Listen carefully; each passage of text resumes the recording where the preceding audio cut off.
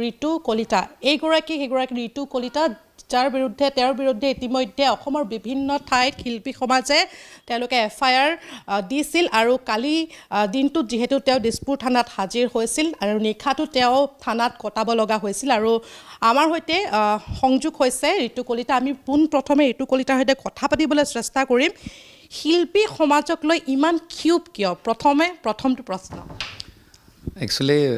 শিল্পী সমাজক লৈ মোৰ ক্ষোভ নাই দেই শিল্পী সমাজ বুলি ক'লেতো গোটেইখিনি মানুহ আহি যায় আপোনাৰ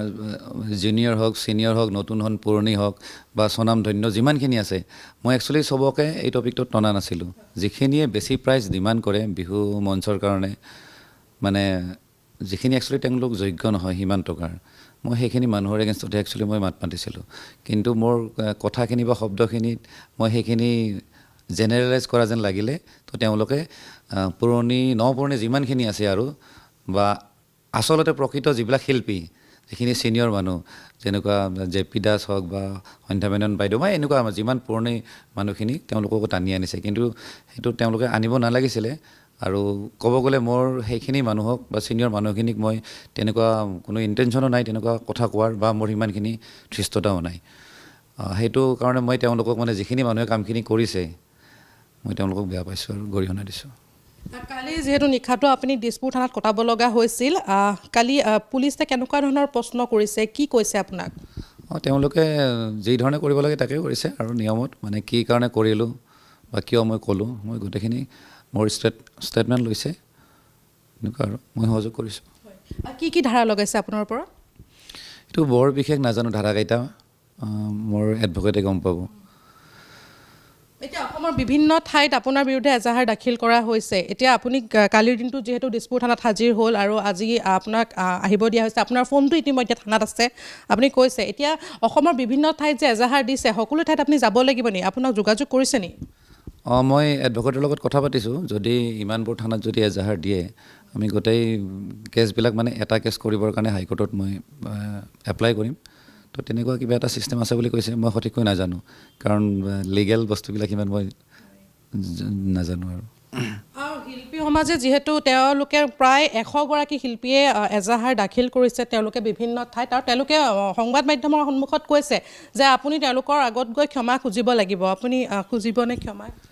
আচলতে যিদিনাখন মই ভিডিঅ'টো দিছিলোঁ মানে লাইভ ভিডিঅ'টো যেতিয়া মই আহিলোঁ লাইভত মই ৰাতিপুৱা গম পালোঁ যে অকণমান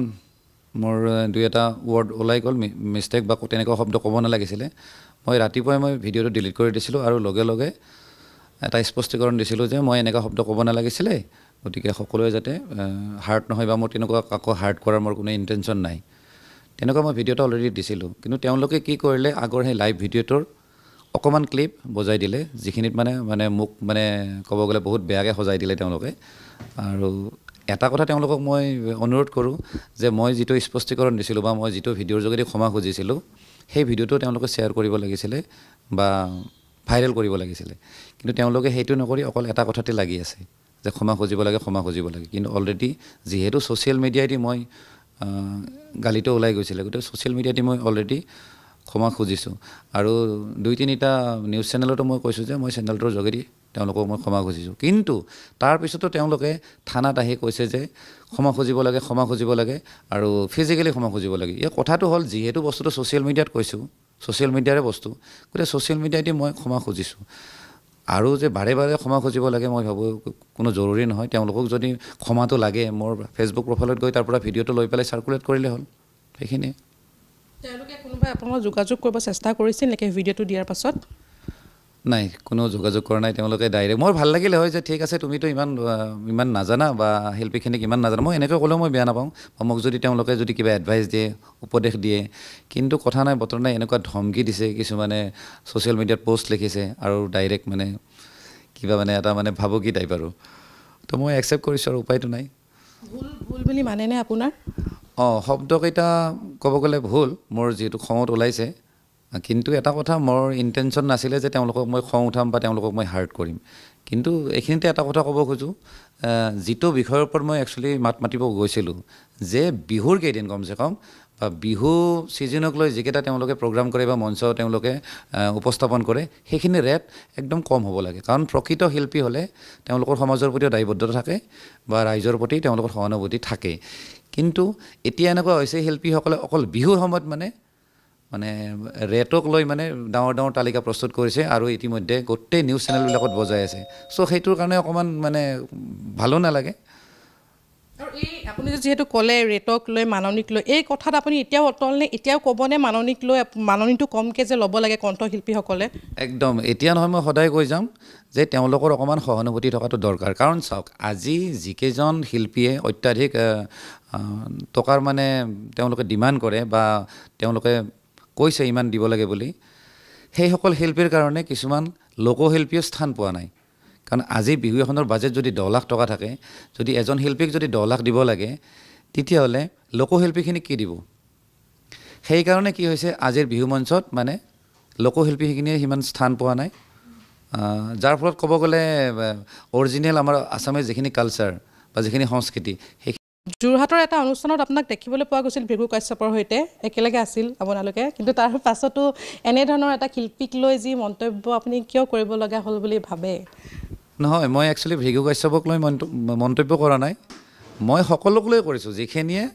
বেছি টকা ডিমাণ্ড কৰে বা বেছি টকা শুনাই মানে ৰাইজক বা বিহু কমিটিক তো ভৃগু কাশ্যপৰ বুলি নহয় তেনেকুৱা বহুত আৰু ছিংগাৰ আছে মোৰ পাৰ্চনেলি মোৰ ৰিলেশ্যন খুব ভাল কিন্তু কথাটো হ'ল মোৰ ৰিলেশ্যন ভাল হ'ল বুলিয়ে যে মই নিজৰ মত সলাম বা মই চেঞ্জ হ'ম মই সেইটো কেতিয়াও হ'ব নোৱাৰোঁ মোৰ কাৰণেও কোনো বেলেগ মানুহ চেঞ্জ হ'ব নালাগে আৰু বেলেগৰ কাৰণে মই চেঞ্জ নহওঁ কাৰণ মই নিজৰ যিটো বিষয়ত মই কথা পাতিছিলোঁ মই সেইটো সদায় অটল আছোঁ বহুকেইগৰাকী শিল্পীয়ে কৈছে যে তেওঁ যদি শিল্পী কেইগৰাকীক লৈ কৈছে বিশেষকৈ তেওঁলোকৰ নাম লৈ ক'ব লাগিছিল গোটেই শিল্পী সমাজক ক'ব নালাগিছিল নাম লৈ গ'লেতো আৰু পাৰ্চনেল হৈ গ'লে গোটেই নামটো একচুৱেলি ক'ব নোৱাৰি তেওঁলোকে বুজা উচিত আৰু এটা কথা দেই তেওঁলোকে মানে মোক বেলেগ মানে ধৰণে ফচাই আছে ক'ব গ'লে কথাবিলাকত কেনেকৈ মোক মানে এটা মানে বান্ধিব লাগে তেওঁলোকে সেইটো ট্ৰাই কৰি আছে কথাটো হ'ল এই গোটেই বিষয়বস্তুটো যেতিয়াৰ পৰা বাৰ্ষ্ট হৈছে বা যেতিয়া ভাইৰেল হৈছে ছ'চিয়েল মিডিয়াতে হওক বা নিউজ চেনেলত হওক বা য'তে কি নহওক গোটেই অসমৰ ৰাইজে মানে মোৰ পিনে বা মোক সমৰ্থন দিছে তেওঁলোকে এইটো কথা বুজা উচিত যে একচুৱেলি ৰাইজে বিচাৰে কি বা আমি শিল্পীসকল বা সেইসকল শিল্পী মই যাক লৈ কথাখিনি পাতিছিলোঁ তেওঁলোকে এইটো কথা অকণমান বিবেচনা কৰা উচিত যে আমি ক'ৰবাত নহয় ক'ৰবাত ব্যৰ্থ আছোঁ নেকি যে ৰাইজক সন্তুষ্টি দিয়াৰ বাবে গতিকে সেইটো কথা একচুৱেলি তেওঁলোকে বিশ্লেষণ কৰা উচিত মানে এজ এন আৰ্টিষ্ট যদি প্ৰকৃত শিল্পী হয় তেওঁলোকে ৰাইজৰ মাজত সদায় থাকিব লাগিব ৰাইজৰ মানুহৰ মনত সদায় থাকিব লাগিব গতিকে ৰাইজে যে ইমান যে তেওঁলোকক যে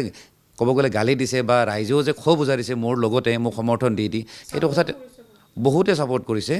গতিকে এনেকুৱা নহয় যে তেওঁলোকক ছাপোৰ্ট নকৰক মই এইটো কেতিয়াও নিবিচাৰোঁ কিন্তু তেওঁলোককো মৰম কৰক কিন্তু তাৰ কাৰণে তেওঁলোকে সেইখিনি কাম কৰিব লাগিব ৰাইজৰ কাৰণে বা নিজকে উৎসৰ্গা কৰিব লাগিব এজ এন আৰ্টিষ্ট তেনেকুৱা আৰু কথা এতিয়া চাওক যিখিনি ছিনিয়ৰ যিখিনি আৰ্টিষ্ট আছে ধৰক দীপেন বৰুৱাহঁত হওক বা যিমানখিনি পুৰণিৰ যিখিনি শিল্পী আছে তেওঁলোকে কেতিয়াও ইমান টকা ডিমাণ্ড নকৰে তেওঁলোকে পাৰিলে ফ্ৰীতে শ্ব' কৰে কিন্তু মিনিমাম খৰচাখিনি লয় নিশ্চয়কৈ চবেই জানে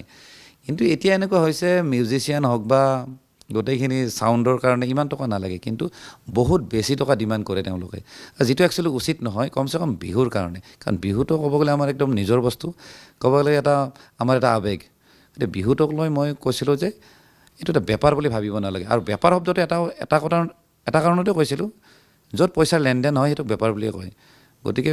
বেপাৰটো অকণমান কমকৈ কৰিলে ভাল সেইখিনি আৰু আপুনি এক সংবাদমেলৰ যোগেদি আপুনি এইখিনি কথা কৈছিল আচলতে দিছপুৰ প্ৰেছ ক্লাবৰ সেই সংবাদমেলৰ পাছতে বিতৰ্ক আৰম্ভ হৈছিল কোনোবাখিনিত মমিতা মিত্ৰক ছাপোৰ্ট কৰিব গৈ আপুনি এনেধৰণৰ কথা কৈছিলে আচলতে যিটো সংবাদমেল আছিলে নহয় দিছপুৰ প্ৰেছ ক্লাবত সেইটো মানে মমিতা মিত্ৰক ছাপোৰ্ট কৰিব বুলি মই তেনেকুৱা প্ৰেছ মিট দিয়া নাছিলোঁ একচুৱেলি মই গান এটা ৰিলিজ কৰিছিলোঁ মই ভাবিলোঁ মমিতা মিত্ৰৰ খুব বিতৰ্কত থাকে মই তেওঁক মাতি দিওঁ তেওঁ অকণমান কৈ দিয়ক মানে গানটো যাতে অকণমান মাইলেজ পায় চ' তেওঁক মাতি দিলোঁ তেনেকৈ প্ৰেছ মিটটো হৈ গ'ল আৰু নিউজৰ মানুহখিনিয়ে মোক দেখি পেলাই জানে যে এই মানুহজনেতো অকণমান কিবাকিবি কৈ দিয়ে এওঁতো অকণমান ঠিক নাই মুখখন কি কয় মোক কিবাকিবি প্ৰশ্ন সুধিলে মই কিবাকিবি কৈ দিলোঁ কমচে কম ৰেটক লৈ আৰু চাওক মই মমিতা মিত্ৰ মোৰ ওচৰত বহি আছে বুলি যে মই কোনোবা শিল্পীক ছাপোৰ্ট নকৰিম বা কাৰোবাক ছাপোৰ্ট কৰিম এনেকুৱা নহয় ইভেন মৰ্মিতা মিত্ৰতো ভালেখিনি পইচা লয় কিন্তু মই যে কথাখিনি যে কৈছোঁ মই গোটেই অসমীয়া ৰাইজৰ কাৰণে কৈছোঁ অসমীয়া সমাজৰ কাৰণে কৈছোঁ গতিকে ইয়াত মই কোনো পাৰ্চিয়েলি কাকো ছাপোৰ্ট কৰা নাই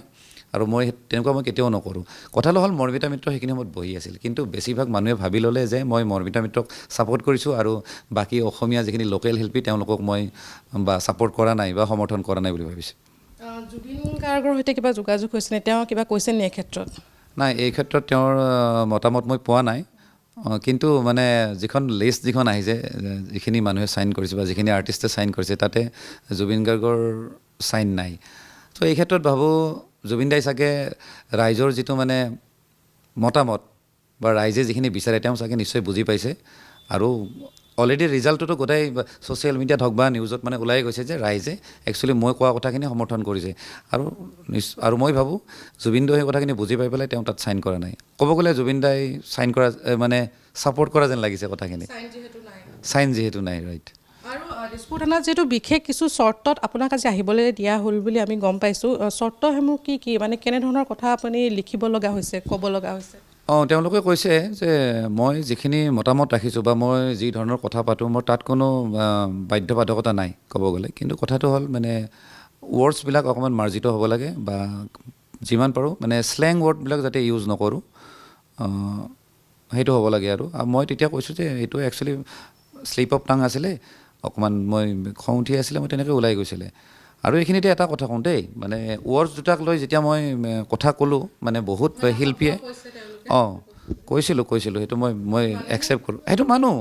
মোৰ ইয়াতে মিছা কথা ক'ব লাগে নাই মই চবখিনি একচেপ্ট কৰোঁ মই তেওঁলোকক কৈছোঁ যে ঠিক আছে মই ভুল কৰিছোঁ দুটা শব্দ ওলাই গৈছিলে কিন্তু তেওঁলোকে কিছুমান শিল্পীয়ে দেই মানে যিবোৰ শিল্পীয়ে মানে কিছুমান ডুৱেল মিনিং বা ফাল্টু লিৰিক্সৰ গান গায় সেইবিলাক শিল্পীও আহি মানে মই শিল্পী বুলি ক'ব লাজে লাগে তেওঁলোকে আহি পেলাই থানাত কেছ দিছে বা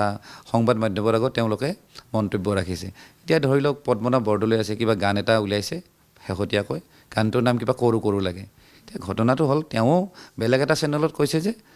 অবিধানিকভাৱে হেনো তেওঁৰ কোনো ভুল নাই কাৰণ কৰো লাগে বুলি কোনো বেয়া শব্দ নহয় এতিয়া মই যদি কৈছোঁ যে চোৱাৰৰ বাচ্চা সেইটো বেয়া শব্দ নহয় এইটো গাহৰিৰ পোৱালি হয় কিন্তু কথাটো হ'ল চোৱাৰৰ বাচ্চা বুলি কোৱাৰ লগে লগে মানুহে গম পায় যে